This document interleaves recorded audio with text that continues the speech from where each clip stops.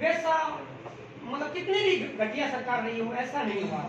28वीं बार हरियाणा के अंदर paper leak, भर्ती कैंसिल।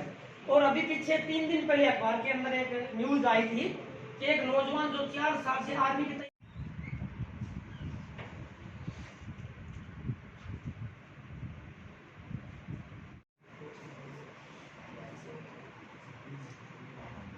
को लेकर के आज देश भर में जो हालत है हम देख रहे हैं कि आज़ादी से लेके अब तक इतनी बेरोज़गारी देश ने कभी नहीं देखा था। इस सरकार की नीतियों के चलते आज देश सबसे ज़्यादा बेरोज़गारी झेल रहा है आज़ादी से लेके अब तक। और सरकार नए रोज़गार देने की बात करके सत्ता में आई थी, लेकिन सच्चाई ये है इस सरकार ने उल्टा जो पहले से अवसर मौजूद थे रोज़गार के, चाहे वो रेलवे हो या देश की अलग अलग संस्थान हो, सरकारी कंपनियां हो, इन सारे कंपनियों को में जो पहले से अवसर मौजूद था उसको भी ख़त्म कर दिया सरकार ने। सारे संस्थाओं को, कंपनियों को सरकार बेच रही है।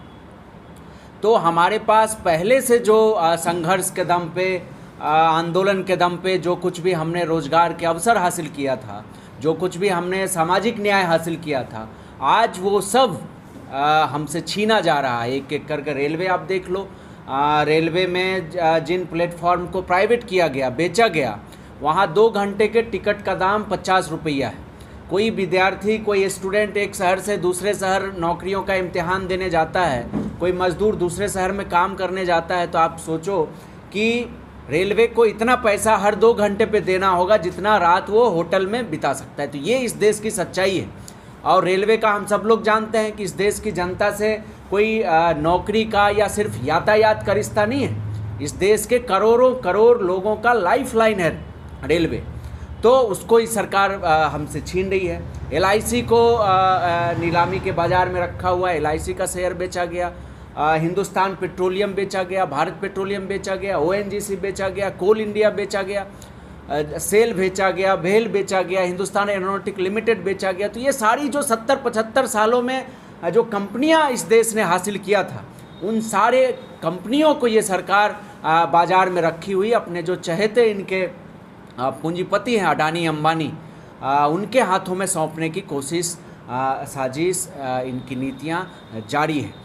और जनता को इससे भटकाने के लिए, इस मुद्दे से ध्यान हटाने के लिए इस देश में कभी बुलडोज़र का हुआ खड़ा करेंगे। आज पूरे देश में देख लीजिए, एक तरफ देश को बेरोजगारी की तरफ धकेला, ऊपर से जानलेवा महंगाई थोप दिया, और तीसरी तरफ देख रहे हैं कि ये हिंदू मुसलमान बुलडोज़र और ये सारा देश में एक जो गरीब लोगों का रहने का जो आशियाना है, जो इस देश का दुर्भाग्य है कि बड़ी आबादी देश की है जो भूमिहीन है, जो किसी तरह रोजी रोटी कमाते हैं, रेडी पटरी लगा के कहीं भी वो झुग्गियों में रहते हैं। देश का दुर्भाग्य है कि बड़ी आबादी देश की है जो भूमिहीन है, जो किसी तरह रोजी रोटी कमाते हैं, रेडी पटरी लगा के कहीं भी वो झुग्गियों में रहते हैं। आज सारे झुग्गियों पे, गरीबों के इलाकों पे, गरीबों के मोहल्ले में बुलडोज़र चलाया जा रहा है।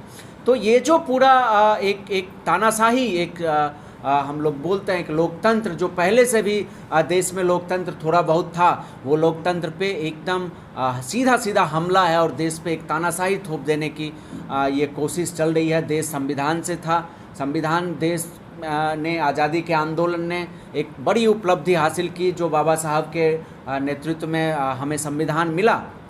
आज वो संविधान हमसे छीनने की कोशिश हो रही है। उस संविधान को ताक पे रख के देश का जो लोकतंत्र है, देश में जो थोड़ी बहुत कानून के सामने जो बराबरी का जो बात थी, आज वो भी नहीं है। अब सरकार जिस पे चाह रही है बुलडोज़र चला दी। उधर मामला सुप्रीम कोर्ट में, अभी जहांगीरपुरी में देखा, दिल्ली में हमने 10:30 बजे लिस्टेड था सुप्रीम कोर्ट में मामला, और 8 बजे से आपने बुलडोज़र चलाना शुरू कर दिया। तो ये पूरे देश को एक आतंक के साए में रख के, और पूरे देश के संपत्ति को, पूरे देश की उपलब्धि को, देश के संविधान को ये अडानी अंबानी के हवाले कर देने की जो इनकी कोशिश है, उसके खिलाफ आज हम लोग यहाँ आंदोलन की तैयारी को लेके, अपने संगठन को मजबूत बनाने को लेके, अपने संगठन को विस्तार देने के लिए आज हम लोग योजना बनाएंगे, बातचीत करेंगे। और इसी सिलसिले में हम लोग यहाँ आज मौजूद हैं। और इसी साल सितंबर के महीने में इनकलाबी नौजवान सभा का राष्ट्रीय सम्मेलन होना है, और उस सम्मेलन का भी एजेंडा यही सब है। इन सारे सवालों पे एक बड़ा आंदोलन और बड़े संगठन की ज़रूरत को पूरा करने के लिए हम लोग इस अभियान में हैं। इस सिलसिले में आज हम यहाँ मौजूद हैं। देश में बेरोजगारी, नशा, चोरियां बढ़ती जा रही है, इसे आप कैसे देखते हैं? देखिए, बेरोजगारी तो सरकार ने तो लोगों के साथ धोखा किया ना। 2014 में सरकार आई तो इन्होंने नरेंद्र मोदी ने पूरे देश से वादा किया था कि हर साल 2 करोड़ नौजवानों को रोज़गार देंगे, और रोज़गार देने की बात तो छोड़ दीजिए, पिछले 8 साल में 16 करोड़ नौजवानों को रोज़गार मिल जाना चाहिए था उनके वादा के हिसाब से। लेकिन हुआ क्या?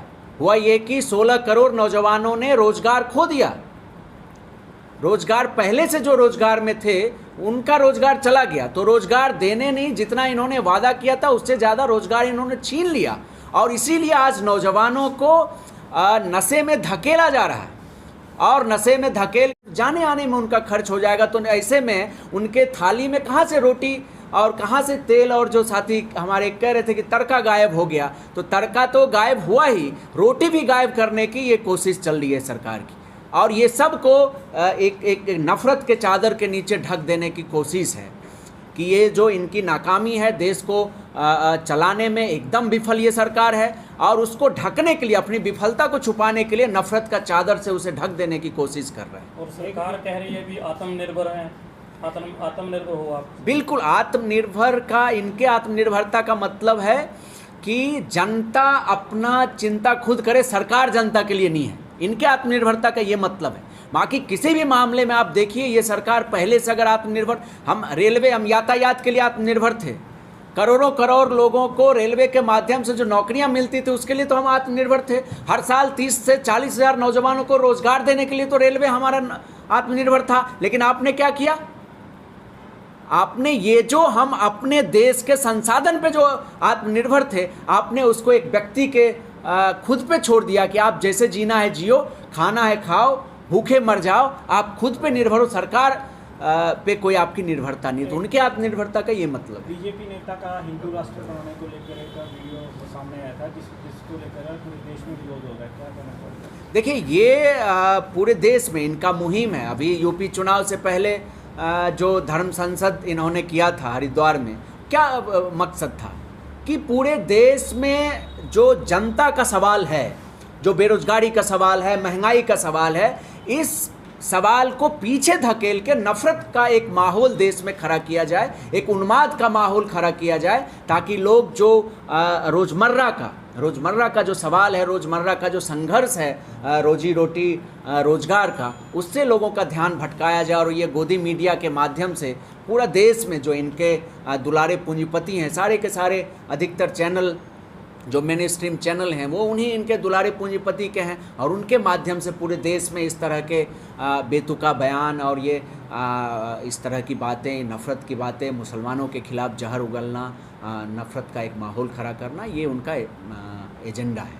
भ्रष्टाचार सबसे बड़ा मुद्दा है सर देश में। देखिए, भ्रष्टाचार तो सबसे बड़ा मुद्दा है ही, और आप देखें तो 2014 से पहले भ्रष्टाचार के खिलाफ देश में जो आंदोलन का बड़ा तूफान खड़ा हुआ था, शायद भाजपा को उसका भी फ़ायदा मिला। लेकिन भाजपा ने क्या किया सरकार में आने के बाद? भ्रष्टाचार के जांच करने की जितनी भी संस्थाएं थी उन सारे रहा है, और नशे में धकेल के उनको हिंदू मुस्लिम का जो पूरा एक नशा उन पे चढ़ाया जा रहा है कि तुम्हें रोज़गार नहीं है तो चलो दंगा करते हैं, तुम्हारे पास महंगाई है, खाने का सामान नहीं है, चलो दंगा करते हैं। तो ये जो पूरा नौजवानों के खिलाफ जो साजिश चल रही है, उसके खिलाफ हम लोग एक नौजवानों को संगठित करने का कोशिश कर रहे हैं। रसोइयों में से सब्जी, तेल, घी गायब हो रहा है बढ़ती महंगाई के कारण। जी बिल्कुल, महंगाई तो अभी देखिए, सरकार के लोग कह रहे हैं कि अब साइकिल खरीदो। अब हम जानते हैं कि इनके नेता बयान दे रहे हैं कि पेट्रोल कम ही चलो, घर में रहो, बाहर मत जाओ।